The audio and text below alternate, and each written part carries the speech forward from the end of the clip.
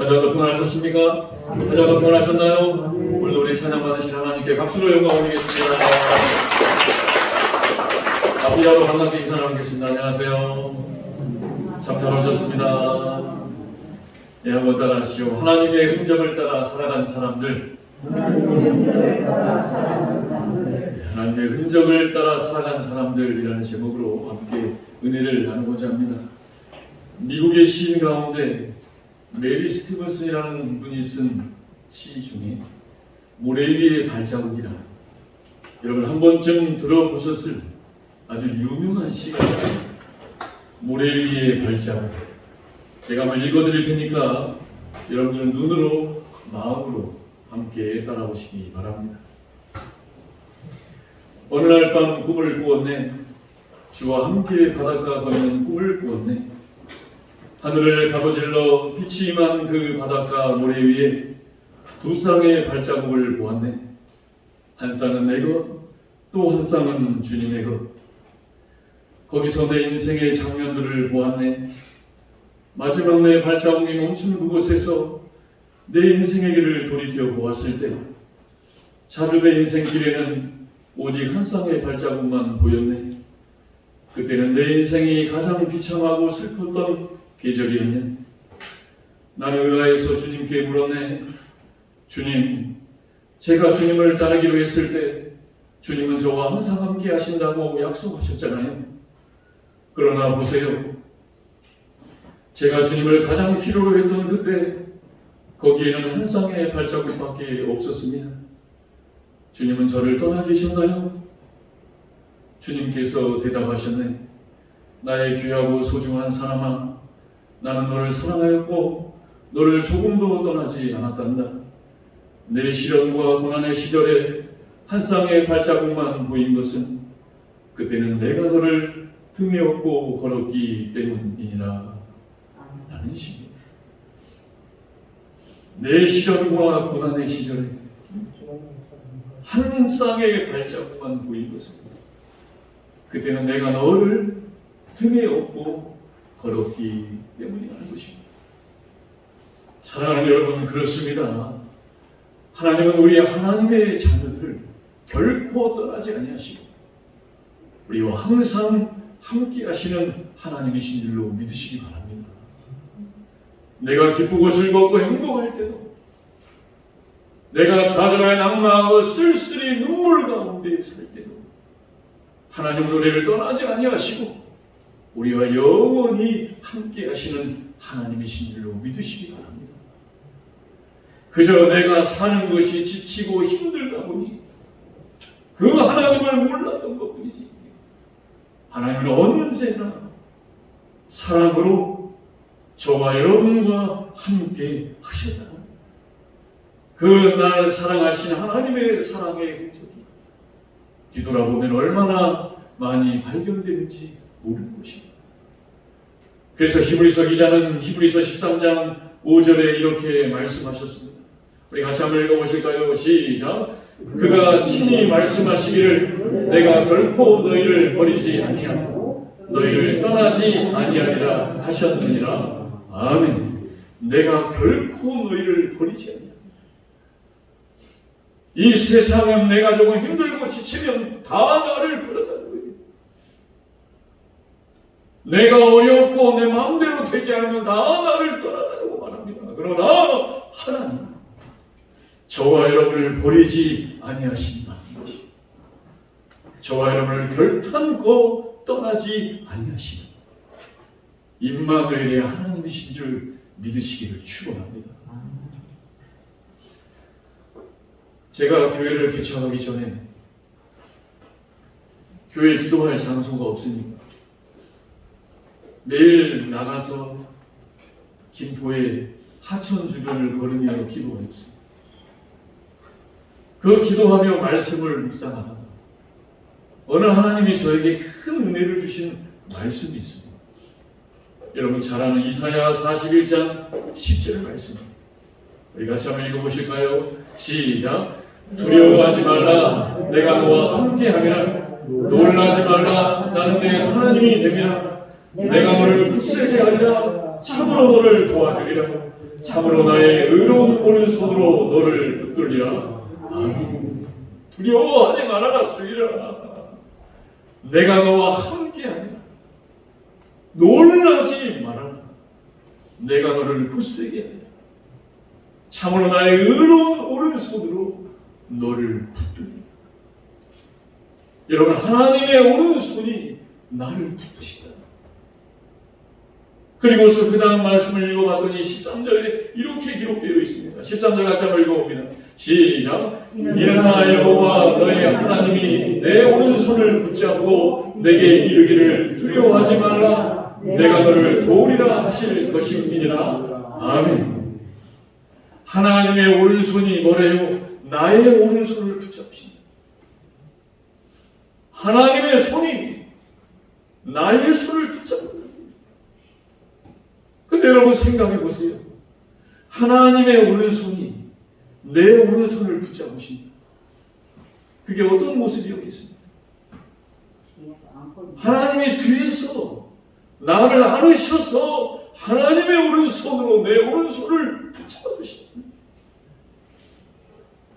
얼마나 그 농기를 걸으며 펑펑 울으면서 마치 어린아이가 자전거를 타고 갈 때 넘어지고 쓰러질까봐 뒤에서 엄마 아빠가 그 아이의 오른손을 잡아주시는 것처럼 하나님이 저와 여러분을 붙잡아 주신다는 거예요. 오늘 이 하나님을 만나시기를 소망합니다. 우리 해서도 가만히 보세요. 오늘 해서도 이 하나님을 체험하고 만나고 돌아가요. 이 하나님을 내가 한 번만 만날 수 있다니, 내 지나온 삶 가운데 나와 함께 하셨던 하나님의 사랑의 흔적을 수없이 발견하게 될 줄로 믿습니다. 오늘 본문의 스데반 집사님이 재판장에서 자기를 죽이려고 하는 유대의 율법자들 속에서 하나님을 통해 천사의 얼굴을 통하여 그 모든 이스라엘 형제들에게, 다시 말씀을 나눠 말하면 하나님을 믿는 저와 여러분 모두에게 나타난 하나님의 사랑의 흔적에 대해서 말씀하고 있는 이야기입니다. 오늘 보면 그 중에서도 하나님의 사랑의 흔적을 따라 살아갔던 아브라함이에요. 아브라함은 어떠한 하나님의 사랑의 흔적을 따라 살아갑니다. 본문을 통하여 함께 살펴보기를 원합니다. 첫째입니다. 우리 2절 3절 말씀, 우리 7장 2절 3절 말씀 큰 목소리 같이 한번 읽어봅니다. 시작. 스데반이 이르되 여러분 유명들이여 들으소서. 우리 조상 아브라함이 하나님의 기전 메소포타미아에 있을 때에 영광의 하나님이 그에게 보여 이르시되 내 고향과 친척을 떠나 내가 내게 보일 땅으로 가라 하시니. 아멘. 첫째입니다. 같이 한번 읽어봅니다. 시작. 아브라함은 이방의 땅 메소포타미아에서 하나님의 영광을 본 것입니다. 아멘. 여러분, 아브라함의 고향은 갈대아 우르가 있는 메소포타미아에서, 지금으로 말하면 그 땅은 이란과 시리아 사이에 있는 땅입니다. 그런데 이 땅은요, 하나님의 흔적이라고는 요만큼도 찾아볼 수 없는 우상의 땅이요, 그리고 이방인들의 땅이었어요. 그런데 이 하나님의 흔적이라고는 찾아볼 수 없는 이 땅에 사는 아브라함에게 오늘 뭐라고 합니까? 영광의 하나님의 빛이 그에게 비쳤다. 이 영광의 하나님의 빛을 히브리 원어에서는 이렇게 말씀하십니다. 같이 한번 읽어봅니다. 시작. 이 땅에서는 표현할 수 없는 이 세상을 초월하여 우리를 살리시는 사랑과 진리의 빛이신 하나님, 그분이 바로 영광의 하나님. 오늘 저와 여러분이 이 자리에 나와서 예배드릴 수 있는 것, 나 같은 죄인이 하나님의 은혜로 그렇게 돌고 돌던 인생을 하나님이 잡아주셔서 내가 지금 이렇게 이 자리에서 예배드릴 수 있는 것, 이 땅에서 표현될 수 없는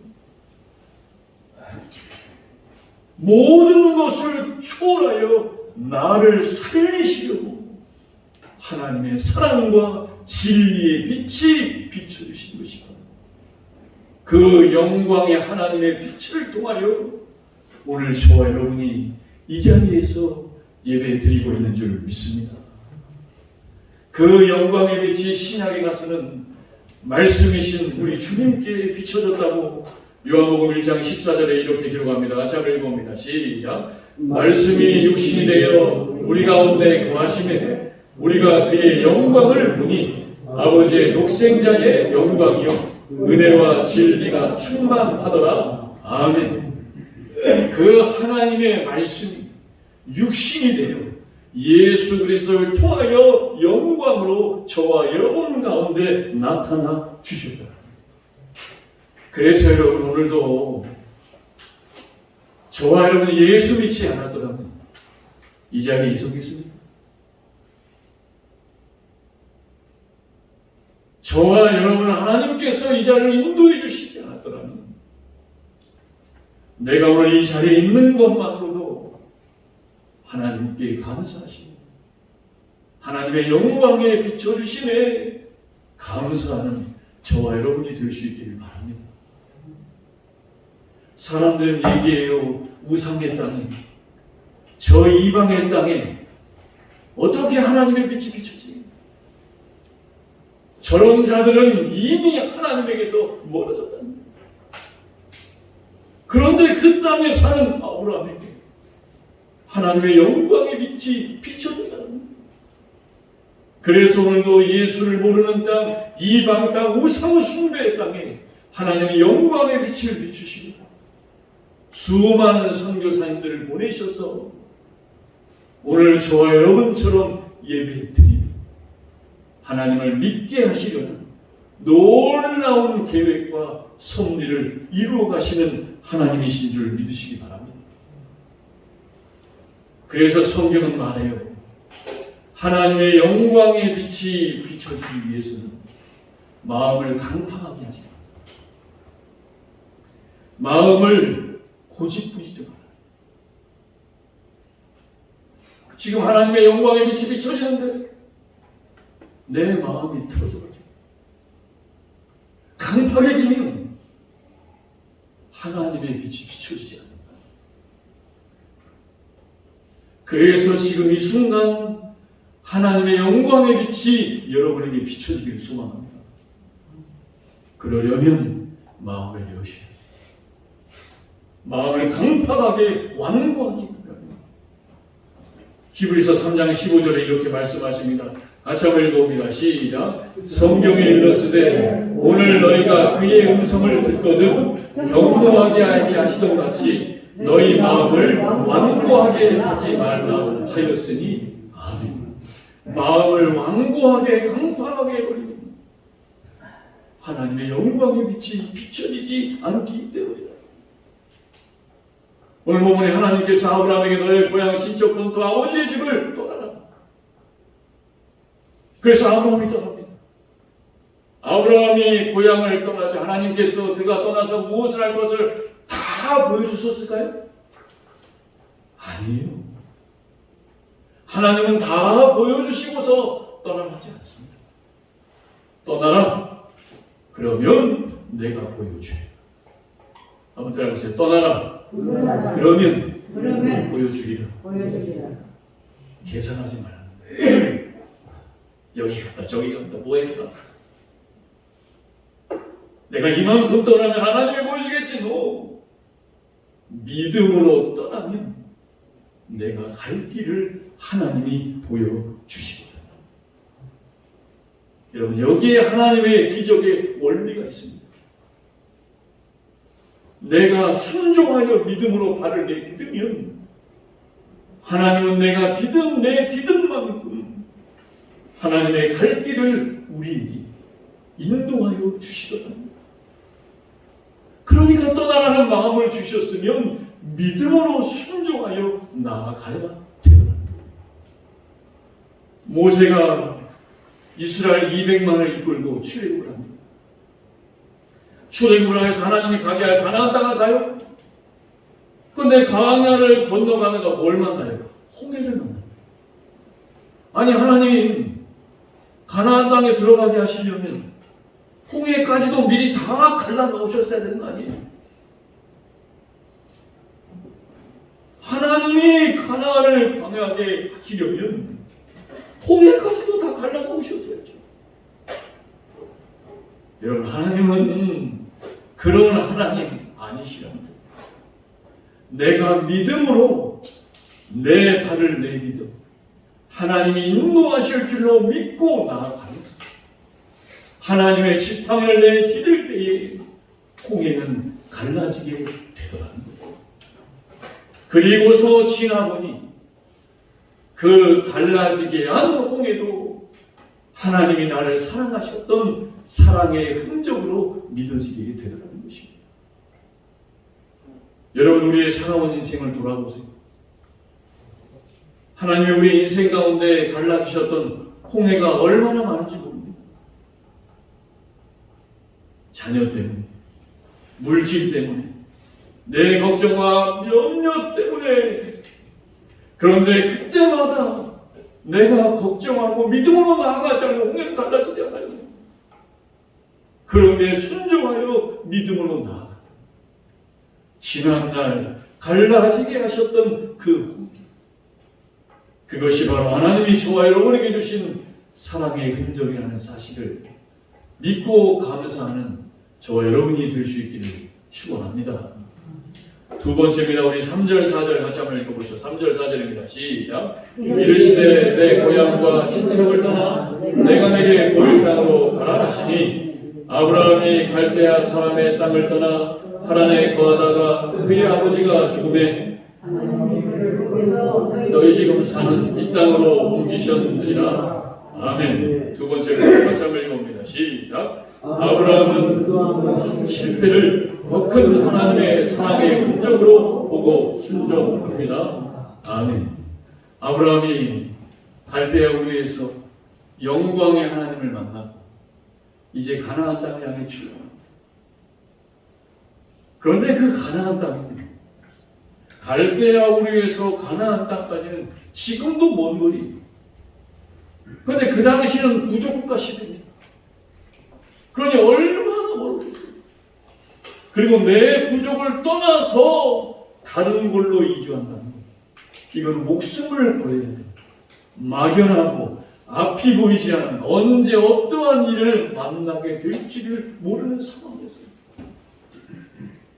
그래서였을까요?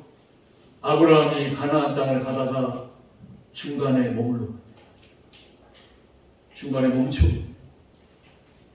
그리고 거기에 정착을 해서 합니다. 그 땅이 바로 하나님의 땅이죠. 그 하나님의 땅은 그 당시에 수많은 물류와 산업이 발달한 곳이었습니다. 그래서 거기에서 성경에 보면 아브라함도 큰 거부가 됩니다.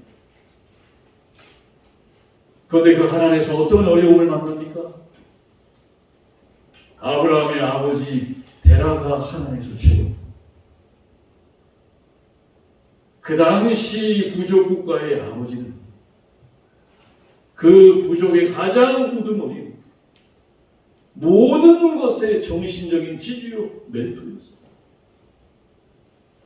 모든 것을 아버지를 통하여, 아버지의 경험과 모든 것을 통하여 결정하는 시대입니다. 아버지 어떻게 해야 될까요? 아버님 이때 어떻게 하셨어요? 그런데 그 아버지가 하나님 땅에서 머무는 사이에 돌아가시고, 그런데 성경에 보니까 아브라함은 그 아버지의 돌아가심의 어려움을 하나님의 더 큰 사랑의 흔적으로 믿고 감사하며 순종했다. 어떻게 사랑의 흔적으로 감사하며 순종합니까? 아, 맞아. 하나님이 나에게 가라고 한다면 이 하란이 아니라 가나안이지. 하나님 나에게 가나안을 가라고 하셨는데 내가 이 하나님의 머물러서 아버지의 죽음을 통하여 가나안으로 가게 하실 하나님의 사랑을 깨닫게 되었다. 그래서 뭐예요? 아브라함은 인도함의 실패를, 가나안으로 가라는 뜻을, 하나님의 머물러 산 인도함의 실패를 아버지의 죽음을 통하여 더 큰 하나님의 사랑의 흔적으로 순종하고 다시 가나안으로 출발했다는 것입니다. 사랑하는 여러분, 어려움과 고난과 고통이 나에게 사랑과 힘으로 해석된다는 것은 결코 쉬운 일이 아닙니다.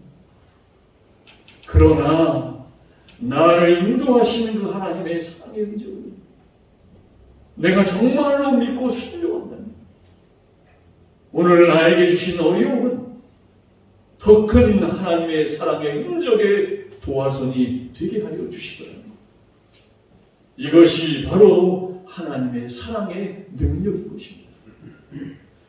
그래서 로마서 3장 5장 3절에서 5절 말씀은 이렇게 기록합니다. 우리에게 같이 한번 읽어봅니다. 3절에서 5절입니다. 시작. 다만 이뿐 아니라 환난 중에도 즐거워하나니 이는 환난을 인내는 연단은 소망을 이루는 줄 알미로다. 소망이 우리를 부끄럽지 아니함은 우리에게 주신 성령으로 말미암아 하나님의 사랑이 우리 마음에 부은 바 됨이니 아멘.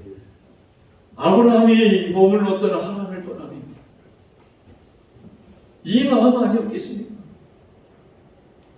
환난 중에도 즐거워하는, 환난은 인내는 연단은 소망을 이루십니다.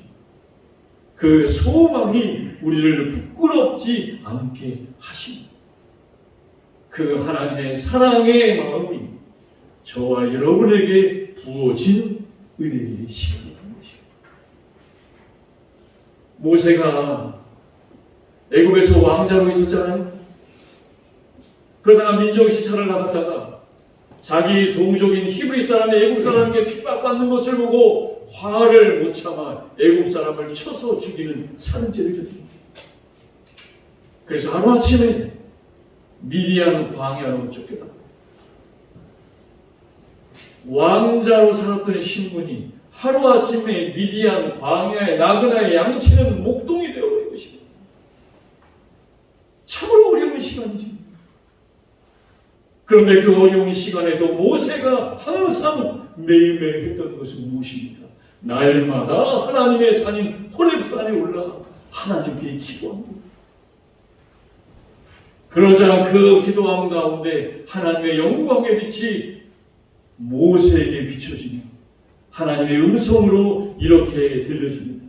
우리 출애굽기 3장 1절에서 5절 말씀 같이 한번 읽어보시죠. 시작. 모세가 그의 장인 미디안 제사장 이드로의 양떼를 치더니 그때를 광야 서쪽으로 인도하여 하나님의 산 호렙에 이르매 여호와의 사자가 떨기나무 가운데로부터 나오는 불꽃 안에서 그에게 나타나시니라. 그가 보니 떨기나무에 불이 붙었으나 그 떨기나무가 사라지지 아니하는지라. 이에 모세가 이르되 내가 돌이켜 가서 이 큰 광경을 보리라. 떨기나무가 어찌하여 타지 아니하는고 하니 그때에 여호와께서 그가 보려고 돌이켜 오는 것을 보신지라. 떨기나무 가운데서 그를 불러 이르시되 모세야 모세야 하시매 그가 이르되 내가 여기 있나이다. 하나님이 이르시되 이리로 가까이 오지 말라. 내가 선 곳은 거룩한 땅이니 내 발에서 실을 벗으라. 아멘.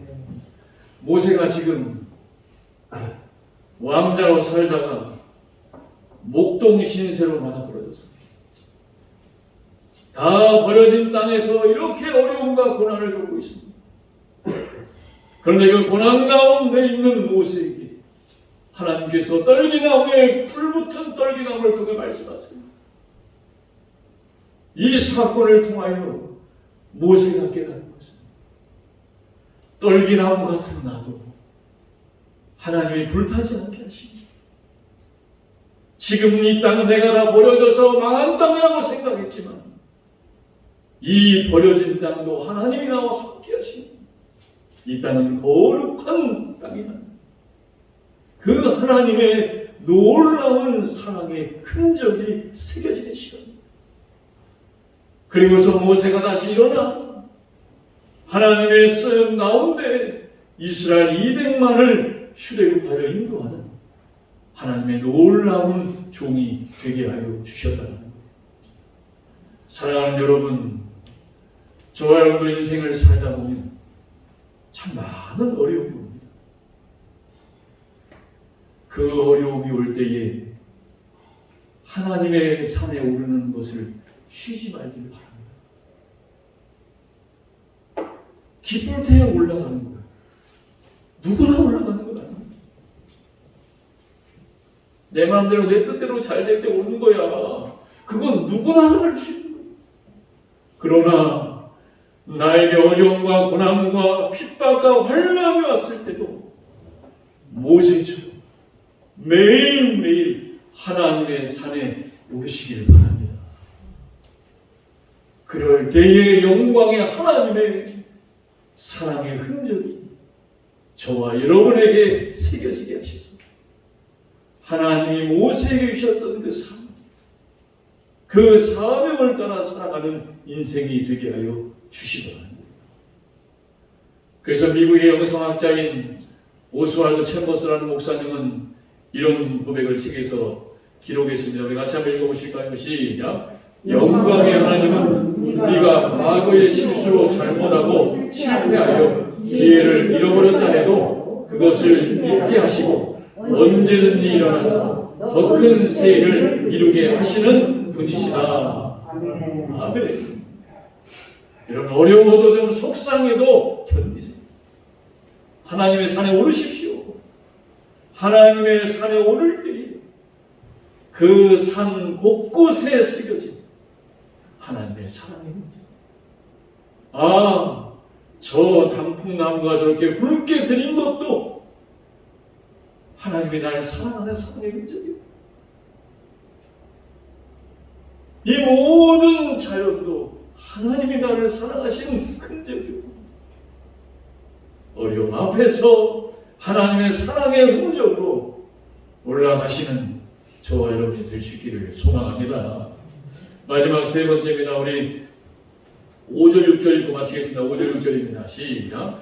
그러나 여기서 발붙일 만한 땅도 유업으로 주지 아니하시고 다만 이 땅을 아직 자식도 없는 그와 그의 후손에게 소유로 주신다고 약속하셨으며 하나님이 또 이같이 말씀하시되 그 후손이 다른 땅에서 나그네가 되리니 그 땅 사람들이 종으로 삼아 400년 동안을 괴롭게 하리라 하시고 아멘. 마지막 세 번째입니다. 우리 같이 한번 읽어봅니다. 시작. 아브라함은 절대 절망 속에서도 하나님의 음성에 절대 순종했습니다. 아멘.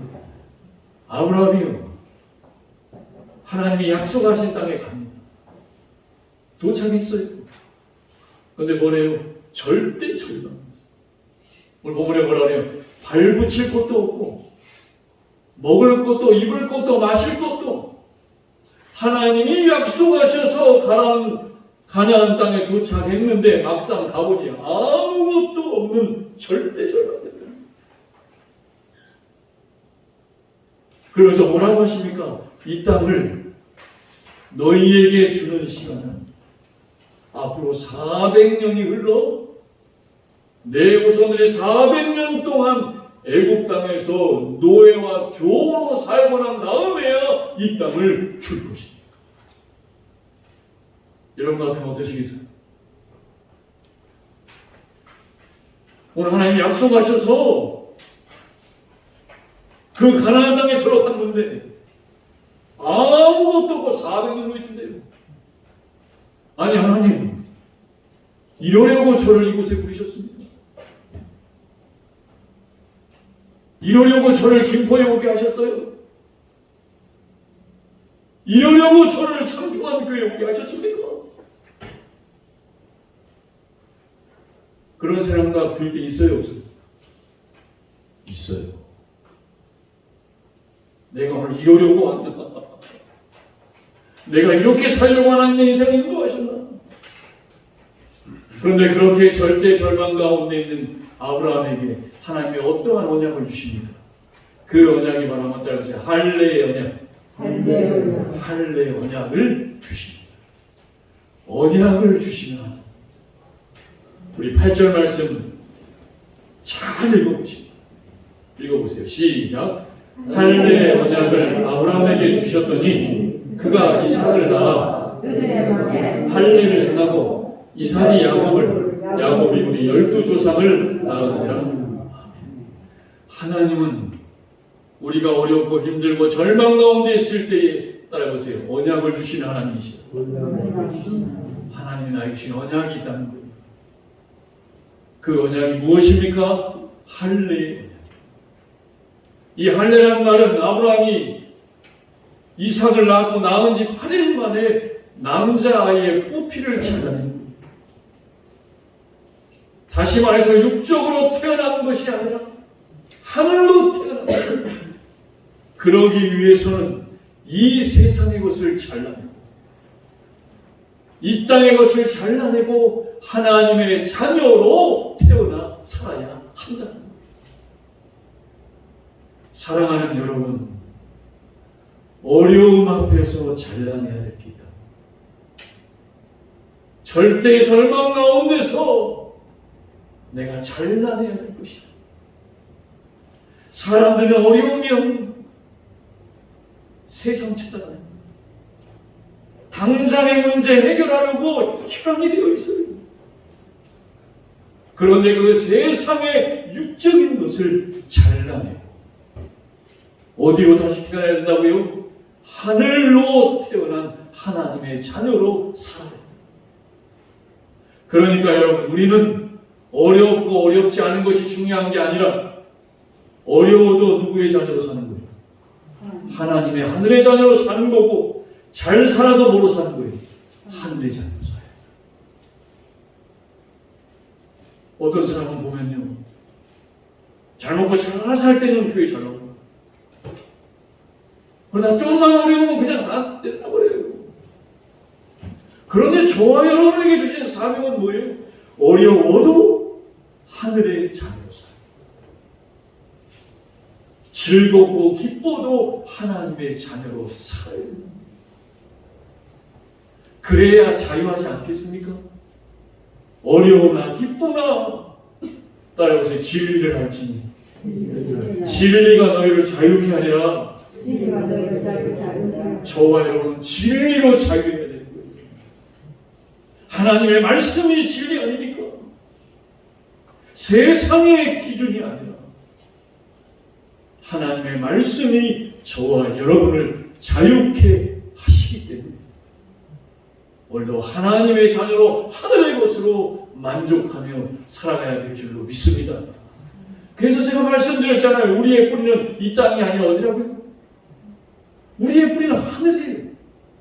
이 땅에 심어진 나무는 땅에서 공급하는 힘으로 살지만 저와 여러분은 어디에서 공급하는 힘이에요? 하늘에서 공급하는 힘으로 살아가는 자가 되어야 한다. 어디에서? 가정에서, 직장에서, 환경에서, 내 모든 것에서 하늘에 공급하신 언약으로 살아가는 자가 되시기를 바랍니다. 우리가 하늘을 날아다니는 새 가운데, 목사님이 해설적으로 해서 하늘의 새 가운데 공중의 왕이 어떤 새입니까? 하늘의 새 가운데 가장 센 새, 독수리. 다른 분에게 물어봐. 다른 분 다 아는 것처럼 웃으시는데 지금. 공중의 왕의 새가 어떤 새예요? 권사님밖에 모르잖아요. 하늘의 왕의 새가 독수리죠. 근데 텔레비전 같은 데 보면요, 이 독수리를 따라다니면서 집요하게 공격하고 회방을 놓는 검은 새가 있어요. 까마귀. 오늘 해설을 목사님 해설을 준비한 거야. 이 독수리가 날아다니고 독수리를 집요하게 쪼고 방해하는 새가 까마귀. 독수리가 먹을 것 좀 얻으면 와가지고 방해하고 회방 놓고. 그런데 해서요, 이 독수리가 까마귀를 이기는 방법이 뭔지 알아요? 부리로. 그것도 맞는데 오늘 목사님이 얘기 잘 들어. 여러분, 독수리가 까마귀를 이기는 반응은요, 같이 싸우고 지지고 볶고가 아니라 하늘 높이 비상한 거. 왜요? 하늘 높은 곳에는 공기가 희망하거든요. 그러면 까마귀가 따라오다가 까마귀는 더 높은 곳은 못 올라가. 그래서 공기가 희박해서 힘들어가지고 나가 떨어져 버리더라는 거예요. 같이 싸우고 물고 뜯는 것이 아니라 더 높이 비상하에 올라가는 게 독수리의 승리하는 방법입니다. 사랑하는 여러분, 저와 여러분도 마찬가지입니다. 그렇다고 까마귀가 공격하고 있는데 가만히 앉아가지고 당하란 말이에요. 여러분, 뱀같이 지혜롭고 비둘기같이 순결하게. 그 대신 방향은 어디로? 하늘. 우리의 방향은 하늘이에요. 그래서요, 오늘 해소가 오늘 이 자리에 나와 예배 드리는 게 방향이 하늘인 것입니다. 뱀같이 지혜롭고 비둘기같이 순결함은 하늘을 향하여 바라보는 자예요. 하나님은 주시는 사랑의 흔적이 되는 줄 믿습니다. 사랑하는 여러분, 그렇습니다. 우리의 인생 가운데 주님이 주셨던 수많은 사랑의 흔적들이 있습니다. 오늘 그 흔적이 보이십니까? 그 흔적을 찾으셔서 날마다 하늘을 향해 살아갈 때에 날 향한 하나님의 흔적이 저와 여러분의 놀라운 축복이 되게 하실 줄로 믿습니다. 그러한 축복의 한 주가 될 수 있기를 주님의 이름으로 축원합니다. 이 시간 말씀 생각하며 결단의 기도 드릴 때, 사랑의 아버지 하나님, 그렇습니다. 하나님의 흔적을 따라 아브라함은 살아갔습니다. 스데반 집사님은 살아갔습니다. 아버지, 뱀같이 지혜롭고 비둘기같이 순결하되 우리의 방향은 하늘이 되게 하여 주시옵소서. 우리 말씀 생각하며 주여 한 몸을 딛고 결단의 기도 드립니다. 주여, 할렐루야. 사랑의 아버지 하나님, 그렇습니다. 날 향하여 인도하신 하나님의 그 사랑의 흔적이